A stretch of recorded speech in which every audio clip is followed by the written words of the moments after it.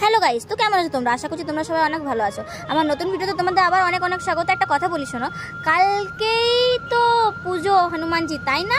তো কারা কারা সনাতনী আছো, জয় শ্রীরাম একবার কমেন্টে ভালো করে লিখবে। আর বলি, আর যেহেতু কালকে হনুমানজির পুজো, তো আমি আজকের দিন চলে গেছিলাম মালাকা নার্সারিতে শপিং করতে, পুজোরই জিনিস কিনতে। তো তোমাদেরকে দোকানের অ্যাম্বিয়েন্সটা দেখায়, দেখো দোকানে সত্যি খুব সুন্দর সুন্দর পুজোর কালেকশন।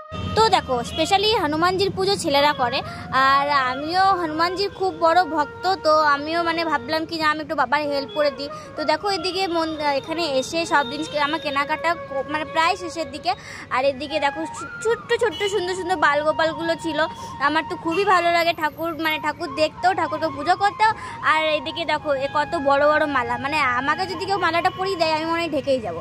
যাই হোক, তো তোমরা একটা কথা বলো যে তোমাদের হনুমানজির শপিং কমপ্লিট হলো কি না, আমাকে একটু কমেন্ট করে সবাই জানিও। আর আমার ভিডিও তোমাদেরকে কেমন লাগে সেটাও জানিও, কারণ তোমরা যদি সাপোর্ট না করো তাহলে আমার সবটাই বৃথা। আমি এতটা খাটছি, তোমরা যদি সাপোর্ট না পাও তাহলে আমি কিছুই না।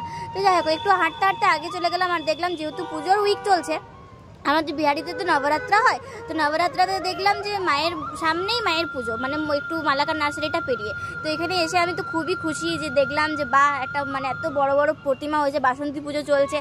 আর ভাবছি যে অষ্টমী পুজোটা করব, কিন্তু অষ্টমী পুজো করা হলো না। যাই হোক, দুর্ভাগ্যবশত করতে পারলাম না, আমারই ভুল। তো এখানে যে প্রণামী বাক্সটা রাখা ছিল, এখানে আমি মাত্র 10 টাকা ফেলে, যেহেতু আমি খুব গরিব আর কি। তো 10 টাকা ওখান থেকে তো আমি খালি হাতে ফিরে আসতে পারি না। তো 10 টাকা দিয়ে ওখান থেকে আমি গুটি গুটি পায়ে চলে গেলাম বাড়ি। তো তোমরা সবাই ভালো থেকো, আর দেখা হবে পরের ভিডিওতে। টাটা।